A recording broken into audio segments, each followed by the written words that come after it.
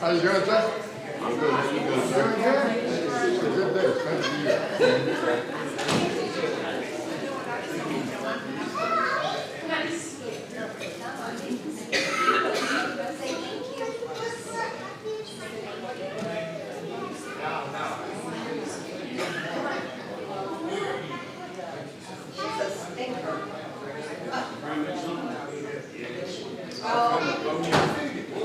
Good morning, everyone.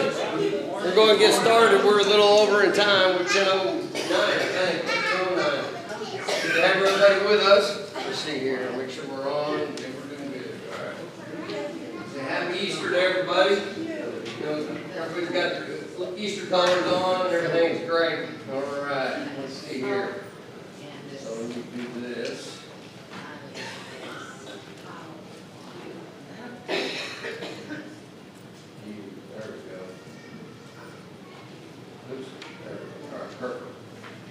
All right, we're going to be in Exodus 18. Exodus 18 as we continue our study here of Moses.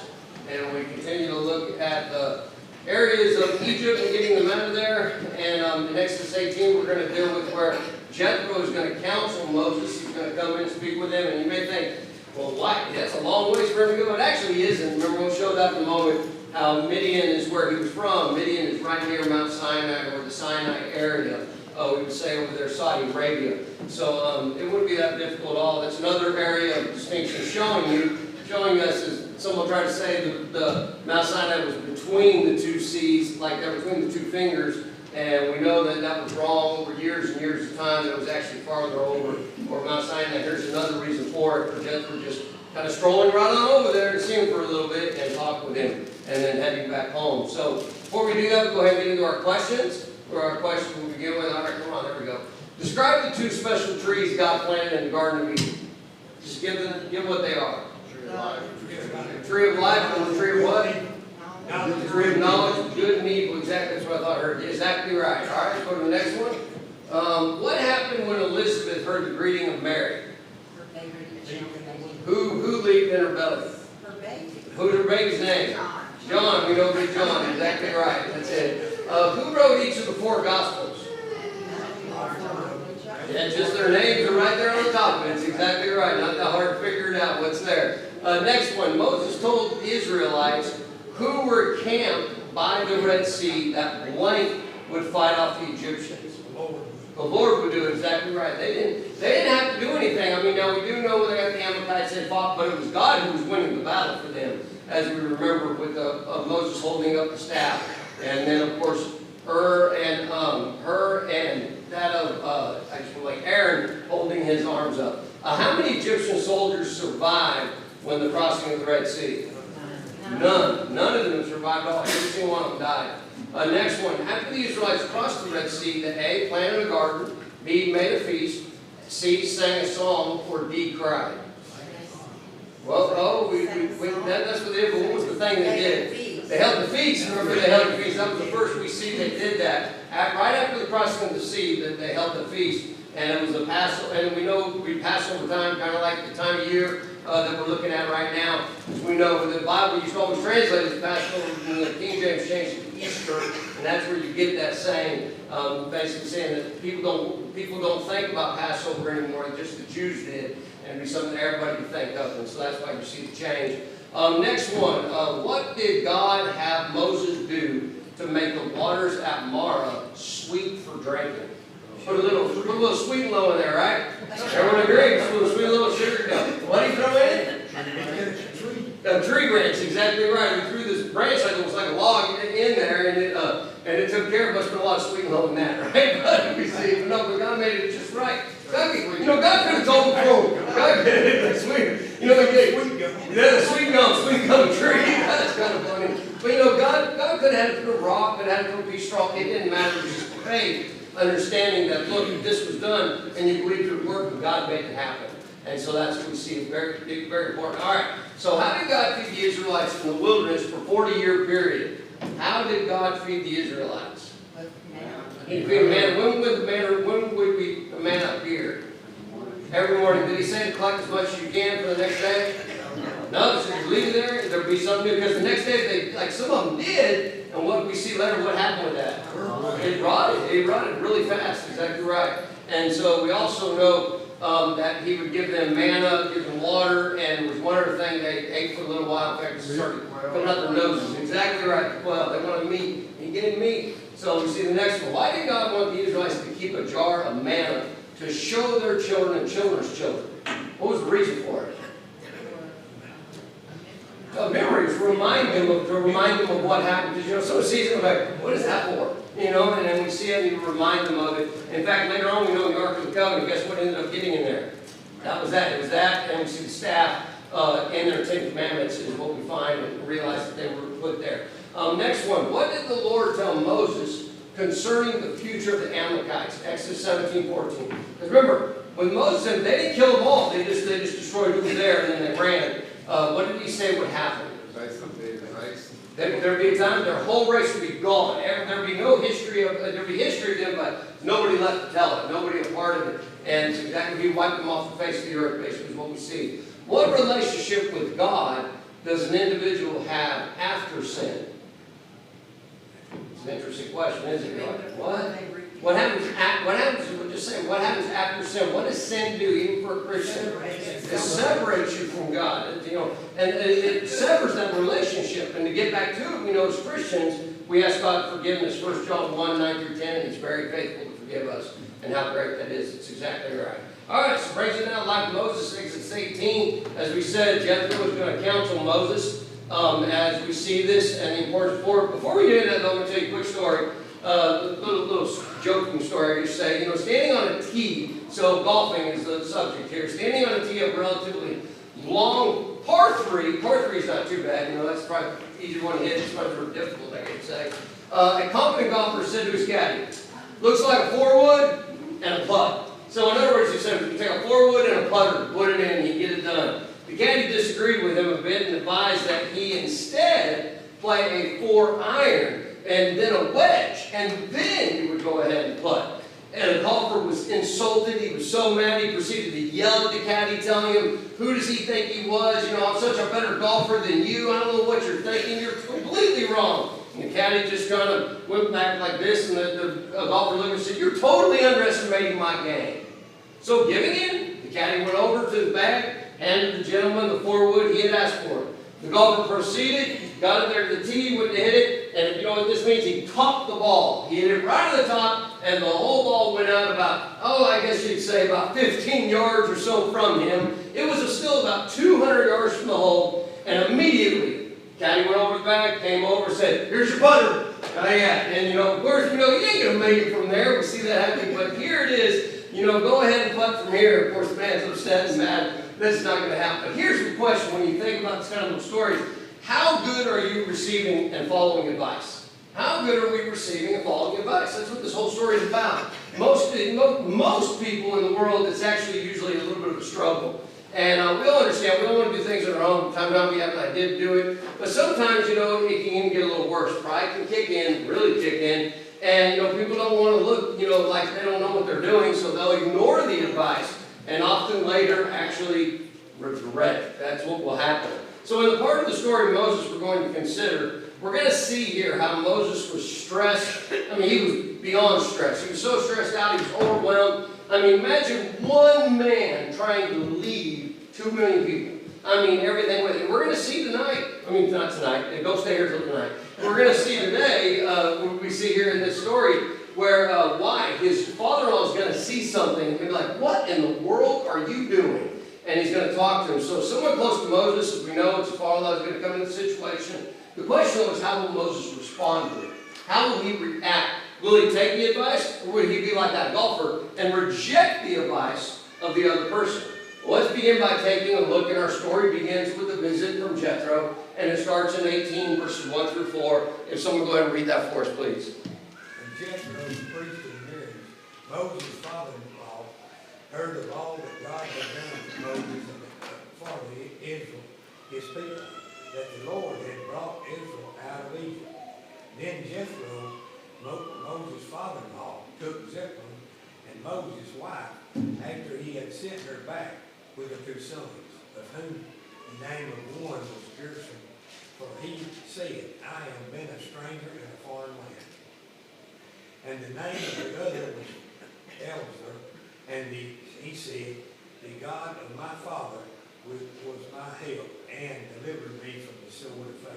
Thank you. So just real quick, this introduction of what's happening of Jethro bringing Moses' wife and children, which is important because he had taken them actually and sent them back home.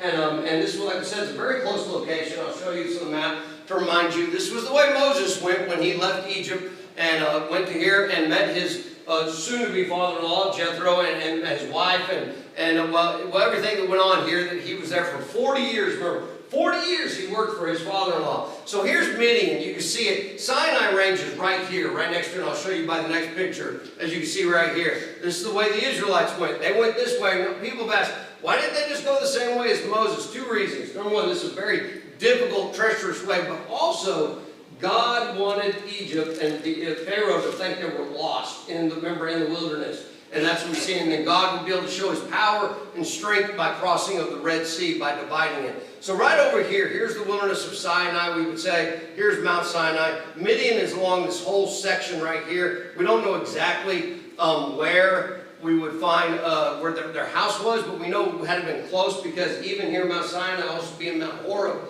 is, remember, where we find Moses with the sheep, where he sees, God, where he sees Jesus, pre-incarnate, come in that form of an angel in the fire there, as we see in the burning bush. So it appears that over years, Moses' father-in-law had become one of his best friends. I mean, you can really see that by their greeting, the way they treated one another. And it was just a great relationship that we find here. And if someone go and read for us Exodus 18, 5-7, please, and we'll see it here. And Jethro, Moses' father-in-law, came with his sons and his wife to Moses in the wilderness, where he was encamped at the mountain of God. Now he had said to Moses, I, your father-in-law, Jethro, am coming to you with your wife and her 2 sons with her. So Moses went out to meet his father-in-law, bowed down and kissed him, and they asked each other about their well-being, and they went into the tent. Thank you. So we see here, what a greeting, a warm greeting we see with the two of them, and bowing down. So we're like, wow, when Moses bowed down, it had nothing to do with, worshiping or anything like that. It's a thing of the East that they would do, and it was a sign of respect to someone older than you, and that's what we see happening here. Someone you really care for, you really respect, and you appreciated them, and that's what we see happening here. So Moses had seen Jethro's father-in-law for an extended period of time. We know this, and the Israel leader was ecstatic to see him, to have a family reunion. He got his wife back, 2 children, and then his father-in-law. They're all there, and they're visiting, and they go in the tent and talk. Well, soon the two men begin to talk about, all that God had done in Moses. Moses was just so excited, I'm sure, to tell his father-in-law everything that happened, all that time in Egypt, and what happened with all those plagues, and what went from there. In fact, in chapter 18, verse 8, it tells us this. If someone go and read it, please. And Moses told his father-in-law all that the Lord had done to Pharaoh and the Egyptians for Israel's sake, all the hardship that had come upon them on the way, and how the Lord had delivered them. Thank you. Jethro was one that worshiped God too, and we see this, and he was really probably thinking, like, wow, I wish I could have done that, but that's not how he reacts. He doesn't act like it. I want you to notice how there's no, jealousy, you would say. He's so excited for Moses, so happy that Moses has done this and what he's doing for the Israelites and the people, and how everybody had the opportunity to hear about God, know about God, and even definitely down the road about Jesus Christ that we see here. So we see this in this next few verses here, verses 9-11, where his father-in-law speaks a little bit. Someone go and read this for us, please. Then Jethro rejoiced for all the good which the Lord had done for him, whom he had delivered out of the hand of the Egyptians. And Jethro said, Blessed be the Lord, who has delivered you out of the hand of the Egyptians, out of the hand of Pharaoh, and who has delivered the people from under the hand of the Egyptians. Now I know that the Lord is greater than all gods, for in the very thing in which they behave proudly, he was above them.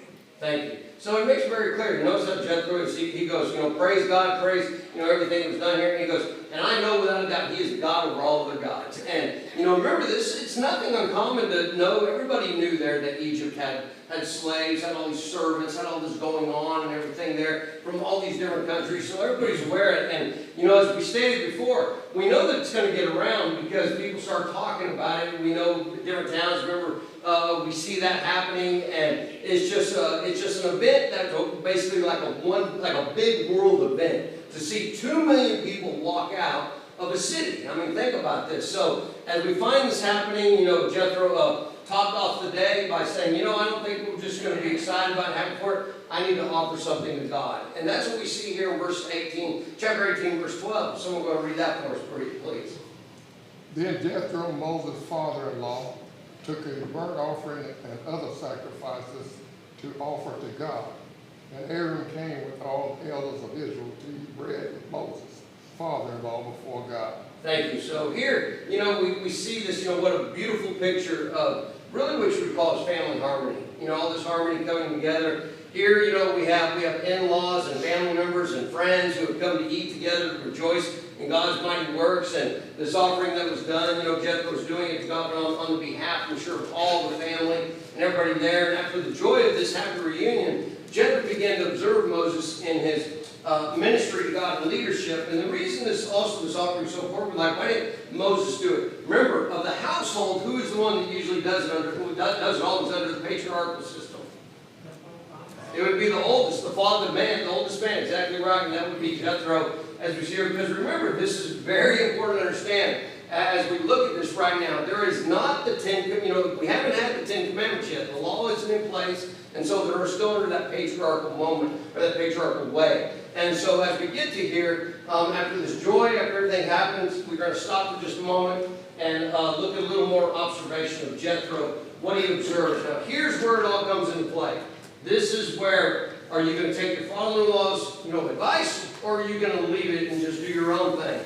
Jethro's going to watch Moses, how he deals with the people. Now remember, I'll say it again. How many people is Moses dealing with? 2 million. Now I want you to imagine this scene, what we're about to read, what we're about to see and read about. It's just remarkable. You think about how long the line would have probably been. Let's go ahead and read this here. Someone read 13 to 14, please. And so it was on the next day that Moses sat to judge the people, and the people stood before Moses from morning until evening. So when Moses' father-in-law saw all that he did for the people, he said, "What is this thing that you are doing for the people? Why do you alone sit, and all the people stand before you from morning until evening?" Thank you. Could you imagine just the people were there for a long time. Could you imagine Moses? Remember, he's in his 80s, probably he's getting, it's just at that age where it's like, come on, trying to get through this and go through it. And you think about what happens here. I'm going to ask you this. Have you ever noticed a visitor can walk into a situation and sometimes offer insight that has never occurred to those who have been on the scene, for years? And, I know several times, coming into a new congregation, Melissa and I and the kids, congregations been doing the same thing for so long, and you just ask the question, have you ever thought about it this way? You're like, we've never thought about that. And then I ask, why do you do it this way? Because something you're doing, this is really great the way this works. I've never seen that before. And and you see that, and it's important to observe those things. So if someone were to, shadow us, think about this for a day or a week, and watch what we were doing in our job, it is quite likely that they may have a suggestion to perform our tasks a little better, a little quicker, a little, you'd say, more of an innovative way, I guess you'd say. So that's what's happening here. It's all I want us to understand. That's all that's happening here with Jethro. He is concerned about Moses. He's concerned what his son-in-law is going through. As he watched this take place, he watched a long line develop. Think about it. Develop, stretched probably, stretched out of sight. We probably couldn't even see the line anymore, waiting just to hear Moses' counsel. The observation, of course, caused Jethro to raise two very important questions. He raised two very good questions. The first one he asked is, what is this thing you are doing? I can see him, Moses probably not thinking much about it. He's probably going, what in the world are you thinking about? What are you doing in this moment? Most probably, I'm counseling the people. I'm asking their questions. I'm judging things that are going on. But he said, and here's important part. Why are you doing it alone? Why are you doing it alone? Remember in the beginning, Moses didn't want to go to Egypt. He didn't want to go to Egypt alone, didn't want to do it at all. And God said, I'm going to send Aaron with you as your mouthpiece. You're going to be as a God to Moses. In other words, the words are going to come to Moses, and Moses will give it to Aaron. And we see that. So, Moses is used to having a little bit of help. We just saw with the fight of the Amalekites, was Moses able to hold his arm up all the whole time by himself? No, he wasn't able to do that. He had to have help. And so all this is coming about in the way that it should be. So when we look at these two questions, it would be very helpful to us to examine even our own lives. We need to ask ourselves, what am I doing with time? What are my priorities in this life that I live? And we also need to ask ourselves, why am I doing so many things, maybe alone? And we see that. Maybe we enjoy doing it alone. Maybe we think we move faster. But there are times, I guarantee, we're going to need help. And Moses is this perfect situation. So how Moses responds to his father-in-law's question, it's real important to see this. And to his credit, Moses gave Jethro's question real consideration. He really, really thought about it. He didn't blow up and say, hey, God's not talking to you. He's talking to me. I'm the one that deals with this. Moses could have easily done that. But we know that's not the case because we see the humility that is found in Moses and his life.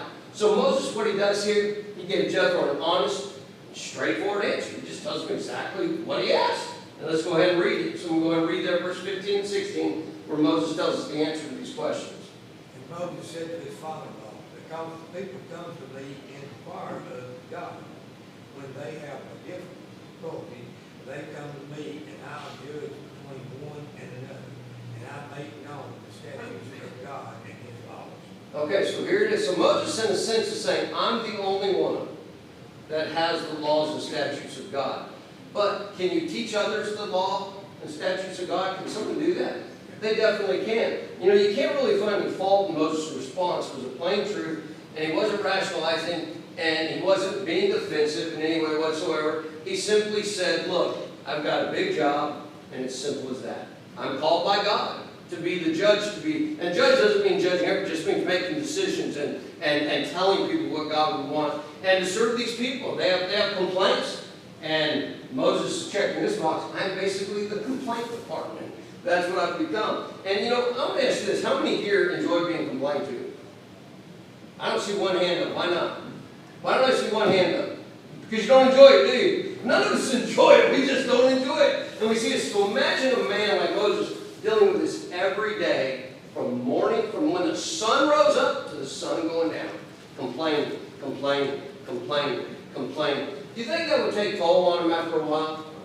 You think it would take toll on not just his life, but it would take toll on him physically and mentally, without a doubt. And so let's look at verse 17. Let's go a little further. Very simple here. What does it say here in verse 17? So Moses' father-in-law said to him, the thing that you do is not good. I mean, just straight out forward, it's like, I understand what you're doing, but this ain't good.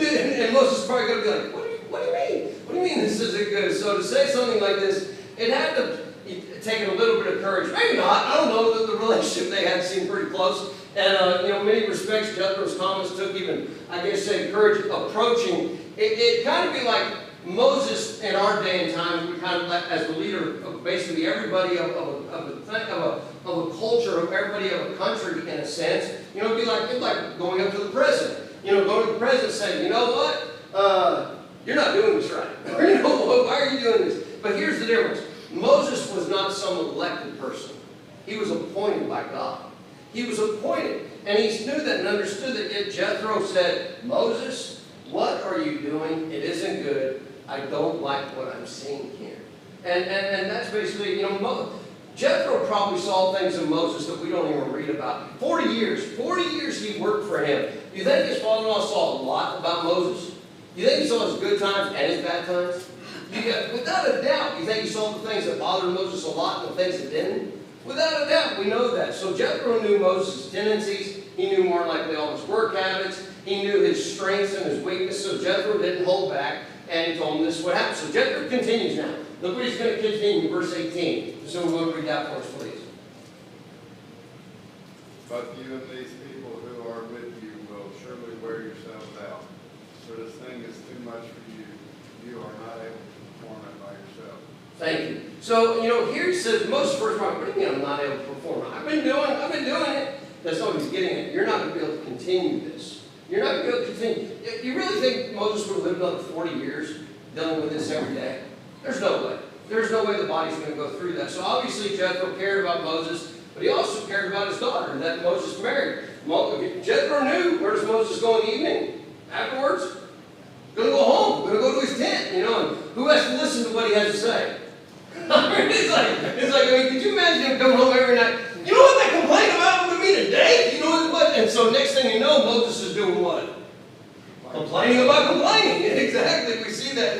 And you can see all this happening up. So it's obvious that Jethro isn't just trying to be a know-it-all, but he's very sincere, has a sincere interest in Moses' well-being. And Jethro didn't just stick his finger in Moses' face and command, listen, you young one, even though he's probably not a whole lot younger than him. He said, you're going to listen to what I have to say. That's not how he did it. Jethro was wiser than that. In fact, notice what he says a little more. The first part of verse 19. Someone go and read that for us, please. Listen to my voice. I will give you counsel, and God will be with you. So here this is. I'm going to say this. People are like back and forth what they think about this moment. God is amazing. God can do what he wants here in this moment. And we know that we're like a God, providentially is taking care of Moses, I believe, here through his father-in-law. That's what's happening, we see. And Jethro said, son, I'm going to tell you what I think might work better for you. But may God give you the wisdom to do what's right. That's what I love in this moment here and what he said. It's not that I know everything. He comes back to God. God knows everything. In other words, he's saying, Moses, maybe you need to go to God and pray about this. See what needs to be done. Well, we see here that Jethro is going to be a tool for God. He's actually going to tell him. It's always a good idea, to look to God, trusting in his discernment, all that's involved with it. And Jethro did give Moses two very valuable pieces of advice. So he's going to show him what needs to be done. And everyone's probably thinking, how does Jethro know this? Jethro owned a farm. He owned this huge, all the sheep and everything Moses worked for him. He probably had other workers also. He's used to being the boss, but delegating things is what we're seeing. Some of your best leaders are leaders that know how to delegate. And when I mean delegate by that is they delegate it out knowing that these are people they choose they know can handle the situation. And I've always had somebody say, surround yourself with people that are going to make you look better. And that's what it means for a leader. When they're doing their job, it's making you look good too. And that's what we see here. So Jethro's going to suggest this, and this is what he makes. Here's the rest of verses 19 and 20. Someone start there where the yellow is to continue to read, please. Stand before God for the people so that you may bring the difficulties to God. And you shall teach them the statutes of his laws and show them the way in which they must walk and the work they must do. Thank you. Great advice. Moses did have a great responsibility. And he had a responsibility to teach the people the laws and the decrees of the Lord. What Jethro is also doing here without saying it is, Moses, you're not going to be here forever. You're not going to be on this earth forever. These people need to learn these things. Just like we always know that statement, it's better to, teach someone how to fish than give them a fish. It feeds them forever. And when we see that, the importance with it. So the ministry was something that he had to do. It was a responsibility that he could not set aside and say, or let it slide by, going, I'm not going to worry about this anymore. He couldn't do that. Second, Jethro suggests that Moses should delegate some of his workload. And that's what we have here. And I love this point that he doesn't just say, put one person over these and one person over these. He gives numbers, actually. Says how many over each one. Remember, are there elders? Are there elders right now that we have there as Moses? With Moses, 70 elders. We see this and understand this, and it talks about them. And so he's going to delegate things to them. And then they can actually delegate to others that we see happening. So here it goes. Let's go and continue to read this. 21 through 23, please. Moreover, you shall select from all the people able men, such as fear God, men of truth, hating covetousness, and place such over them to be rulers of thousands, rulers of hundreds, rulers of fifties, and rulers of tens. And let them judge the people at all times. Then it will be that every great matter that they shall bring to you, but every small matter they themselves shall judge. Does that sound like good advice? That sounds like great advice. Think about when Moses heard this. He probably felt this huge relief, lifted off his shoulders. If, because it seems, because what we read here, he took the advice pretty quick, and we see this. So Jethro suggested this good delegation would have two wonderful benefits. First, it would make the load lighter for Moses. It would make things much easier for him. I mean, think about it. Moses could actually delight in more in God and be involved with his family and seeing these things here. Second, it would bring up the satisfaction of the level of people. That's what he's saying. Because once you get people involved and get them doing things, guess what? It gets them excited. They're involved. They're like, well, I have a part in this environment, in this family that they have, the family of all the Israelites. And they see this. How many of us enjoy, let me say this, how many of us enjoy waiting in line in a grocery store? Or say a doctor's office, You probably look at your watch more than ever at a doctor's office and an airport. Probably the two places that you think about. But I thought about this, Easter Sunday, here it is. We were going to probably go out and eat a lot of people, and you're going to drive up to that restaurant. What are you going to see a lot of times? A line all the way out the door. Here I am. I drive up, I see a line out the door. Guess what I do? I just keep on going. I go find somewhere else. And before you know it, you're out of places, and it's 1:30. You're like, what are we going to do? And but this is what it is. Nobody likes waiting in the line. So what was happening? Imagine the person a quarter mile down the line. I mean, they were 3/4 mile down the line, looking like this, going like this. Do you see how many people there are? You think we're ever going to get to him? I don't think I'm going to get to him. I'm going to have to come back tomorrow. And then they come back tomorrow, and they're at the same place because they didn't get there early enough. I mean, you think about that. That's not the way things need to be. So what Jethro is doing here, he's not only helping Moses, he's helping the people. And he's helping to benefit them and their thoughts and their that they'll be able to see what God is actually doing. So how does Moses react? Let's just go and do it. Did Moses actually listen to him? Did he decide, hey, this is a good idea? Or he's like, Moses, you're just crazy. I mean, Jethro, you're crazy. You've never done this. See what he said. Actually, I haven't finished reading. So someone go ahead and read verses 22 to 23, please. So it will be easier for you, for they will bear the burden with you. If you do these things and God so commanded you, then you will be able to endure, and all the people will also go to their place in peace. So before we go to verse 24 to see what Moses does, notice something else Jethro does too. He doesn't only say, let me tell you, this is a good idea to do, but he makes it very clear. As he says here, if you do this thing and God so commands you. In other words, if God agrees with it, if God believes this is a good situation, a good thing to do, I would implement it. I would do it. Well, here's what Moses says. So we'll go ahead and read it, please. So Moses heeded the voice of his father-in-law and did all that he had said. Imagine that. Imagine that. Moses, and Moses didn't look at it away like, great, here we go, my father-in-law's right again. I mean, I've had that happen several times in my life. My father-in-law will be like, yeah, he's right, I was wrong. And that can happen, and we see that. And and you understand that we see that because with age comes, it comes that advice, of course, because maturity comes with a lot of experience, and that's what we see. And that's what we see happening here in this moment. So Moses' father-in-law said, listen to me, Moses. Moses listened. Moses' father-in-law said, do this, and guess what? Moses did it. And that's one of the reasons why by the time Moses' life ended, the Bible says something very important about Moses in the book of Numbers. Did anybody know what it says there in Numbers chapter 12, verse 3? He calls Moses something, or God actually does. Anybody? We've been talking about it all the time. You know what he says? It says, now Moses, think about this, verse 3. Now Moses was a very humble man. We go, okay, he was a very humble man, but let God continue. More humble than anyone else on the face of the earth. I want you to think about that. I want you to think about that right there. Could you imagine if God said that about you? Anything about you, that you were better at something than everybody else on the entire earth. How would that make you feel? It make you feel pretty good. We're like, man, Moses must have been amazing writing this. No, this happened towards the end of his death. At the end of his life, with what we see here. But what it's showing us, even though Moses was, got upset at things from time to time, people say, oh, Moses never did anything wrong before God. He did one time. We said one time. Well, he did several things. But one time he did something that God could not excuse. And that was when he struck the rock again instead of speaking to it. And it wasn't just that, but he looked at the people. And he says, look what me and Aaron have to do for you. Moses, you're not doing anything. God is in control here. God is the one that makes these miracles happen. And remember what happened because of that? What did Moses not get to do? He didn't get to enter into the promised land. Now, let me say this. He didn't get into the promised land, but he entered the promised land. He entered heaven without a doubt.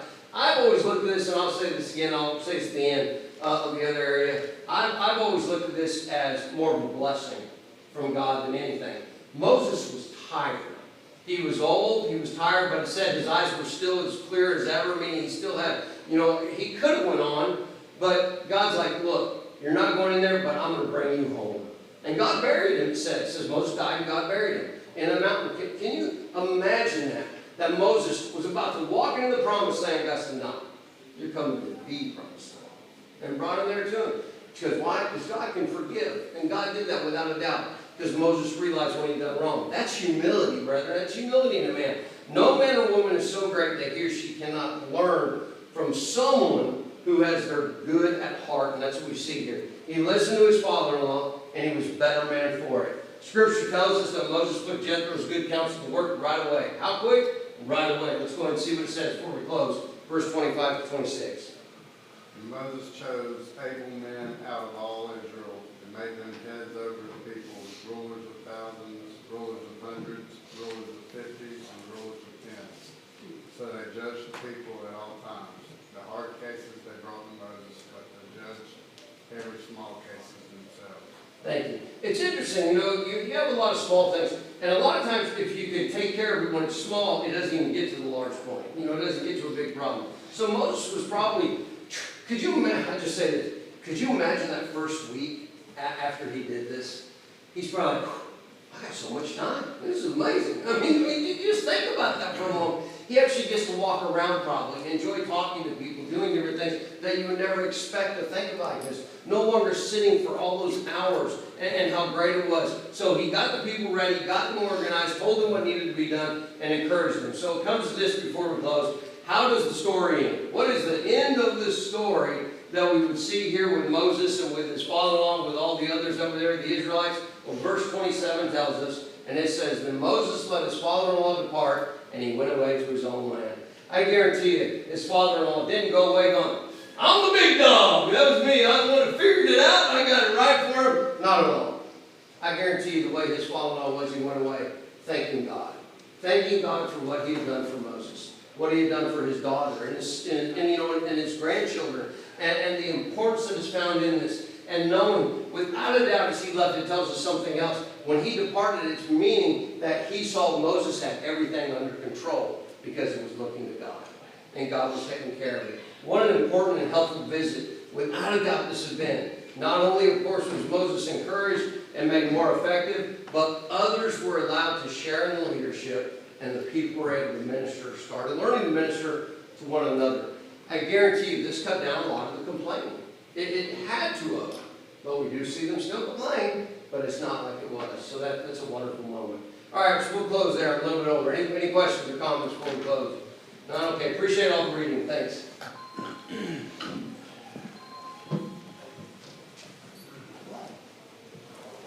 How's the two lovebirds this morning?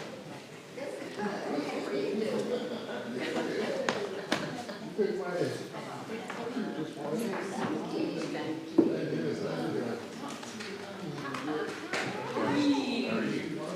I'm so glad.